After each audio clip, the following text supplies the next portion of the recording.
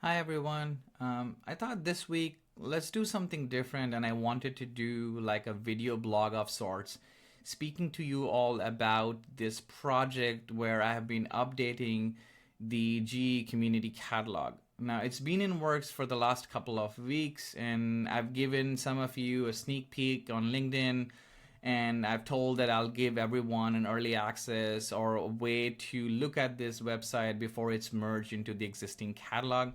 So what you can do to go to the site is simply add a beta dot in front of the existing address, which is ge-community-catalog.org, and you'll be able to just get to this website. So with that out of the way, let's discuss a few things as to the motivations and why the website needed a new look and feel and refresh, right?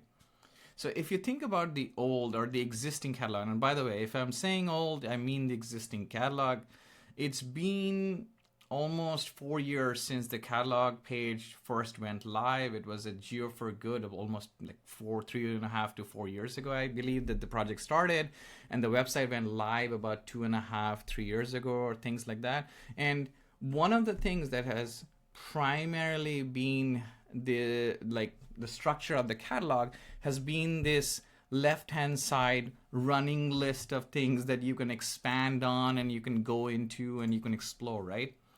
But as you can imagine, as the number of thematic groups of datasets increased, as the ways in which you can contribute to the datasets actually went up, it becomes more and more complicated for people to actually browse this effectively. And I've kind of seen this based on feedback from community members, from users of the community catalog, and from a few trusted sources who've actually given me great feedback on how to improve this.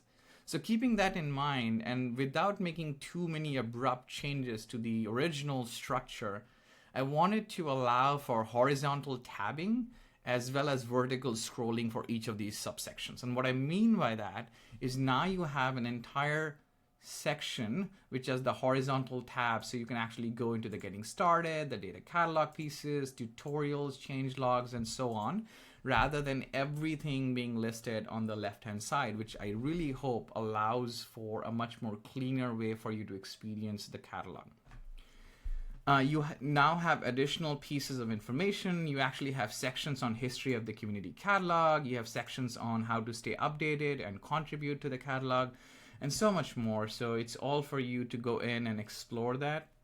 One of the things that is really key is for each of these pages, the community catalog always, we have made sure that we attribute the people who are contributing to it, whether it's via pull request or whether it's via citation or things like that.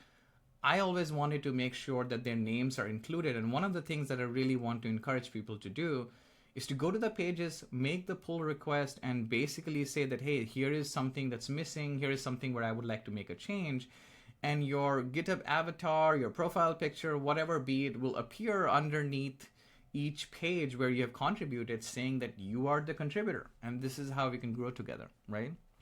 The next section is the getting started. And the getting started one was an obvious one because I really felt that in the existing catalog, the getting started piece was kind of lost in between all of these buttons. And then you kind of had the navigating the catalog and the repo in one section, but then you had the submit and all of those other things and stats in a whole different section. Now a few of those are part of the same section. So navigating the catalog, I've updated this. A few things have changed, so I just showed like what is actually going on there.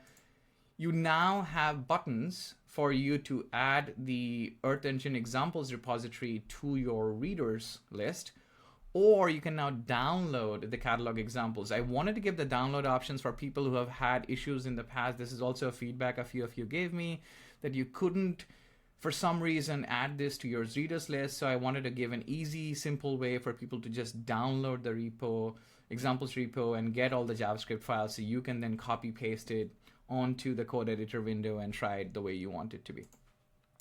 The catalog assets list has always existed, and it was mainly designed as basically a programmatic or a machine readable way for programs to read what data sets we actually have. And it has some important key characteristics, like it has sample codes, type IDs, but what is really interesting is now it also has license and license text, so people can understand what data sets they can and cannot use for what purposes. There's also a doc link, which means that for every single data set, you can now find the page it is actually linked to, right? So which is really interesting. Catalog stats are an interesting experiment. I wanted to kind of capture catalog stats because I understand that the community wants to know as they're growing, right? As the number of data sets coming in keeps on growing over a period of time, people in the community have at least shown some interest in understanding how the catalog stats themselves have grown over a period of time. So this was a nice way of capturing the stats. I usually do this with the monthly releases. So if I have a monthly release of the catalog, then I will basically also calculate the stats and put that forward for people to consume. I thought about that for a while, and I want to keep this format as is, by the way, for the monthly releases. But in the meantime, what I also did was I wrote some code to basically calculate this on a more frequent basis. And what you can actually see is this is one of those pieces of information that's available out there as an open gist, that basically anyone can go to and can programmatically fetch this and can see the size of the catalog, the number of images and image collections and so on in the catalog, and see it grow, as well as the revisions that come with as this doc is updated. Of course, the data catalog remains primarily what it was, apart from the fact that there is now a main page when you land on the data catalogs, which explains what the data themes are. We have distributed all of our data into these thematic groups. And I wanted to explain to people what was the thought process behind creating these thematic groups. There is also a little bit of a nod to the fact that there is an insiders program. For those of you who don't know about it, it's a way for people who have basically sponsored our project or have contributed data sets or have contributed examples or have contributed code or anything like that to the community catalog. They can find themselves part of this insiders program, which gives them early access to certain data sets. It also gives them access to some special data sets that are only available to them for a given period of time. So it's really interesting. So just give this a read before you get started with going through the main data sets in the catalog, right? And of course, this part remains exactly the same. So for example, if you wanted to go into elevation and bathymetry, of course, you can go into the delta DTM, for example, and you can load that. It's the same here. Nothing really has changed in terms of the content here. And you can basically see that the code and the page structure and everything else is exactly the same. You can click on the link and still go to the examples and basically run the examples as you were running it before. Not much has changed there. And you can also, by the way, load all of this from your examples repository. You don't have to run it from here, right? Which is the interesting thing. Okay, now comes things that didn't exist in the old catalog. So there is a tutorial section. And the tutorial section was one of those hidden gems. I really feel like tutorials could be a rich way to capture what people are doing with the community catalog. And I want to encourage more and more people to contribute their tutorials towards building this and making this a more valuable resource. For example, and it may not surprise you that the last 3 tutorials that have been submitted to the community catalog have all come from Ujjwal from Spatial Thoughts, and he has always been really nice about sharing the code and writing a really nice blog about it. So I've basically taken those and now converted them into step-by-step tutorials. Of course, I've shown this to him, and I'm really hoping that he continues to create such wonderful tutorials using the datasets in the community catalog. So check out the tutorial section as well. Changelog remains the same. Changelog is an important aspect of the community catalog because it allows you to see, apart from the way in which community catalog just in numbers, it actually allows you to see what's available, which data set was released the last time we released some data sets. And I don't mean by just the monthly releases. Whenever I add a new data set, I'll basically update that as well. Now, to be fair, when I was building the beta version, I copied an older version of the changelog doc. So you will notice that the actual changelog says 2024-0703, and this one says 2024-0621. So there has been at least a few other data sets that have been added. And if you haven't seen this, there's a blog I wrote about the UCLA and the MLab and the global network connections. So go read that on the Data Commons Substack. Okay. I know that a lot of people are using the data sets in their research work. They also want to bring their own research work and highlight those. because it gives them a platform to showcase their data, their products, and also if others use that data set, they will cite those papers, right? And that's a wonderful thing to do. One of the things that I've always been clear about is that we consider the community catalog as one of those things that can be referenced and can be cited. In fact, whenever we publish the monthly release, that gets submitted to Zenodo, which has a DOI, and a citation is generated. And you will notice all of these people who have contributed to the catalog in the last month or since the last time a release was made. So whoever contributes, whether you submit a tutorial or you submit a pull request, if you do any of those two, then your name is included in the release itself, because I want to make sure that that attribution is given to you for every single release that happens.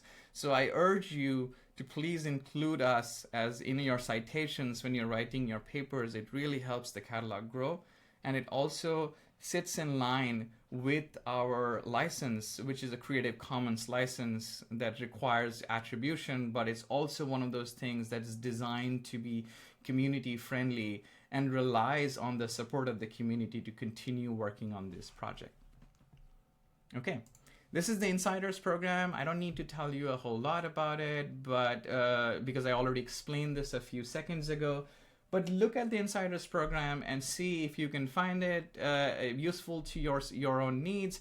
And maybe you can, you can basically find it so that you can contribute some data sets, or you can sponsor, or you can make this catalog even better than what it already is right now and useful to you. And there are some insiders only data sets. So if you're looking for some insiders only data sets, you will now find the insiders only data set section within the insiders tab. So those are only visible to those people.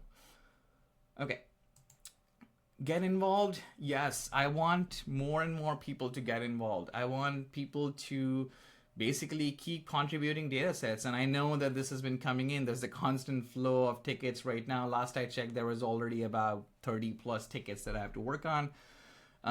And there are ways now that I'm explaining how you can contribute on whether you can build your ad data to the community, notice an outdated data set, and notice a bug. If you have a tutorial, you can do that. You can also look at the conscious support and the project and donate button. So you can use something like GitHub sponsor to donate to us so that we can continue doing some additional work on this. Or create a pull request and get your name added to the citation. It's the easiest way for you to get your name added to the citation. And all it takes is a few hours of time for you to say like, oh, I found something, or here's a nice way to improve something, and I want to make a pull request and contribute to the catalog. So please make that effort and do that. And there are tutorials on how you can basically submit or bring your own data, how you can create an update request or a bug report, or submit an example or a tutorial for the data in Community Catalog. Last but not least, a few of you might have already seen from the primary page that there is a Substack that is available for most people. And this is, by the way, available in the main page as well as the main page of the old or the existing catalog, as well as the new catalog. So you can actually put in your email and get alerted every time I release something new in terms of a new blog or something like that. You can go to the Substack right here by clicking on the Substack, and it'll basically take you to the Substack. And this Substack is designed to be a deep dive on some of the data sets that are already in the community catalog. It's really designed around data sets that I found interesting or I want to write a story about.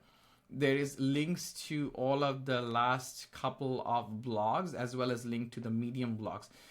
Just so everyone knows, I will be writing most of my blogs in Substack now rather than on Medium, but you can still find some of the older blogs on Medium if you wanted to read them, so they're both listed here. So here's what I want people to do. Go to the beta version of the community catalog, and I'll include this in the link in the description below so you can actually find this website and in the post when I actually post about this. And you can tell me what you like, or you can basically send me a direct message on LinkedIn. I would love a direct message on LinkedIn. You can even go to GitHub, and I don't know if people use this feature quite a lot or not, but there is an entire section called discussions, and you can start a new discussion. start a discussion, tell me that, hey, I wanted to really like talk about this thing, I have an idea, or here's a few things that I want to improve. Just keep in mind that there's only one person, that's me, working on this entire catalog. So some of these requests, some of these feature requests, or things that you may or may not like, or things that you want to get improved, might take a little longer than we initially thought, you know? And of course, one of my favorite features that existed in both the old and the new version, or the beta version, is dark mode. You can click it on and off on both of these. And of course, let me know. Let's stay in touch, and please give this a try. Again, the website will be included in the description. But for now, have a great day ahead.